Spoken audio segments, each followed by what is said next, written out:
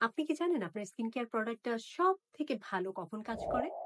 যখন আপনি রাতে ঘুমাতে যান, ঘুমাতে যাওয়ার আগে যে স্কিন কেয়ারটা করেন ঠিক তখন। এর কারণ হচ্ছে আমরা ঘুমানোর সময় একটা লম্বা সময় পাই এবং ওই সময়টা ধরে স্কিনের উপর প্রোডাক্ট গুলো কাজ করার সুযোগ পায়।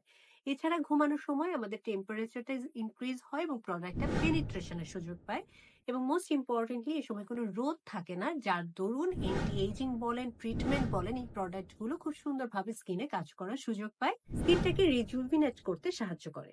তো আজকে কথা বলবো নাইট টাইম স্কিন কেয়ারে আপনারা কি কি ভাবে বা কি কি প্রোডাক্ট গুলো ব্যবহার করতে পারেন যাতে করে দীর্ঘ সময় আপনার স্কিনটা হেলদি এবং গ্লোই থাকে এবং একই সাথে আপনার এইজিং প্রসেসটাও স্লো ডাউন হয়।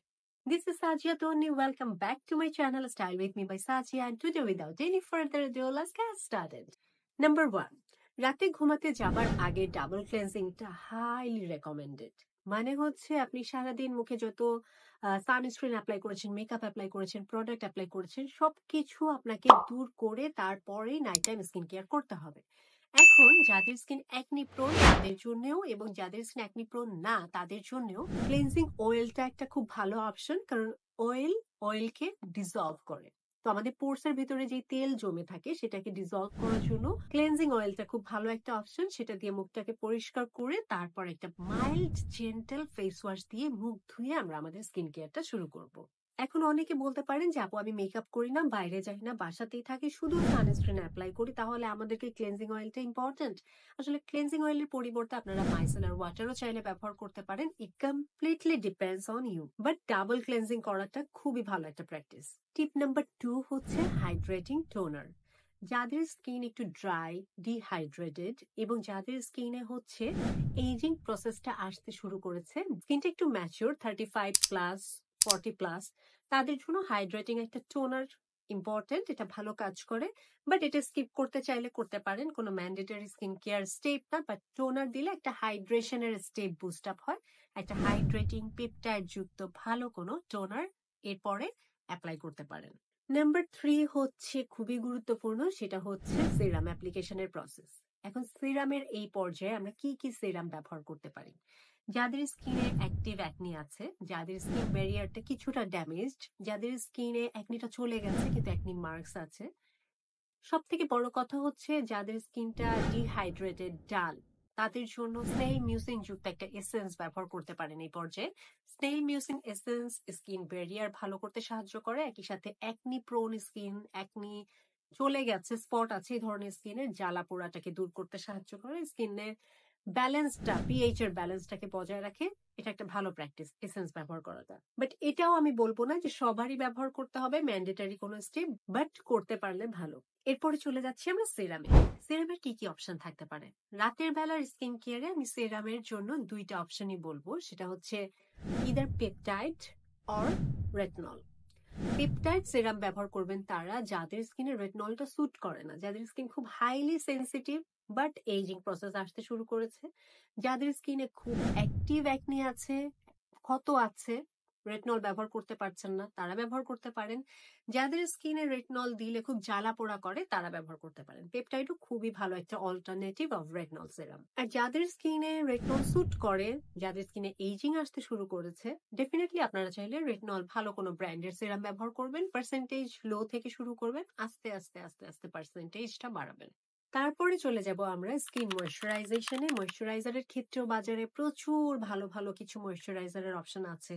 সিরাভি ময়শ্চারাইজার আছে, নিউট্রোজিনার র্যাপিড রিঙ্কেলের ময়শ্চারাইজারের অপশন আছে, লরিয়ালের রিভাইটালিফট ট্রিপল পাওয়ারের অপশন আছে।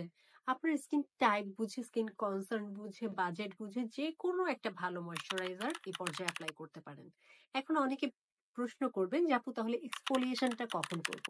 যদি আপনাদের এক্সফোলিয়েশন প্রয়োজন হয় তাহলে ব্যবহার করবেন, যদি প্রয়োজন না হয় কমপ্লিটলি স্কিপ করবেন। যেমন আমি এখন কোনো ধরনের এক্সফোলিয়েশন ব্যবহার করছি না, আমি খুব কম এক্সফোলিয়েশন আমার ত্বকে ব্যবহার করি, কারণ ওভার এক্সফোলিয়েশন হলেও কিন্তু স্কিন ব্যারিয়ার ড্যামেজ হয়ে যেতে পারে। সো যাদের এক্সফোলিয়েশন প্রয়োজন নাই তারা বিনা কারণে এক্সফোলিয়েশন ব্যবহার করার কোনো প্রয়োজন নাই। আর যদি আপনার মনে করেন আপনার একটু পিগমেন্টেশনের প্রবলেম আছে, একটু এক্সফোলিয়েট করলে স্কিনটা আর একটু ব্রাইট লাগতে পারে, সেই ক্ষেত্রে আপনি সিরাম অ্যাপ্লাই এর আগে এক্সফোলিয়েশন করবেন এবং যেদিন এক্সফোলিয়েশন করবেন সেই দিন আপনি কোনো ধরনের অ্যাক্টিভ ইনগ্রেডিয়েন্ট, সেটা রেটনল হোক, পেপটাইড হোক, কিছুই ব্যবহার করবেন না। জাস্ট এক্সফোলিয়েশন দেওয়ার পরেই আপনি কোনো একটা রেটনল মুক্ত, রেটনল নাই এরকম ক্রিম ব্যবহার করবেন অথবা ভ্যাসলিন দিয়ে দিবেন। এক্সফোলিয়েশনের ভিতর হতে পারে salicylic acid, mandelic acid, lactic acid, H এর অন্য ডিফারেন্ট ফর্মস হতে পারে। আপনার ত্বকের কনসার্ন বুঝে এক্সফোলিয়েশনটা ব্যবহার করবেন সিরামের আগে। এক্সফোলিয়েশনটা ব্যবহার করবেন সিরামের স্টেপে, তখন ওই দিন সিরাম দেওয়ার দরকার নাই। ওইটাই হচ্ছে সিরামের অল্টারনেটিভে এক্সফোলিয়েশন। সপ্তাহে 2 থেকে 3 দিন এটা আপনারা চাইলে করতে পারেন, বাট ইটস নট ম্যান্ডেটরি। তো স্কিন কেয়ার রুটিনটা রাতের বেলাতে একদমই নরমাল রাখবেন। ওই যে আমরা আগে যেটা করতাম, হাত মুখ ধুয়ে একটা ক্রিম লাগিয়ে ঘুমিয়ে পড়তাম, বিষয়টা আসলে তাই। হাত মুখ ধুবেন, মুখ ধোয়ার সময় একটু স্টেপটা বাড়বে। অয়েল দিয়ে প্রথমে পরিষ্কার করে তারপরে আপনারা ফেস ওয়াশ ব্যবহার করবেন। দ্বিতীয়ত হচ্ছে একটা স্টেপ ইনক্লুড হলো একটু সিরাম অ্যাপ্লাই করতে পারেন, হাইড্রেটিং কোনো সিরাম, এন্টি এজিং কোনো সিরাম, ব্রাইটনেস এর জন্য কোনো সিরাম, তারপর একটা ক্রিম দিয়ে ঘুমিয়ে যাবেন। এটাই হচ্ছে রাতের স্কিন কেয়ার রুটিন। বাট কোনটার সাথে কোনটা দেওয়া যাবে না, কোনটার সাথে কোনটা দেওয়া যাবে, কোনটা আপনার স্কিন টাইপের জন্য দরকার, কোনটা আপনাকে স্যুট করছে, এই বিষয়গুলো একটু জেনে বুঝে স্কিন কেয়ারটা করতে হবে।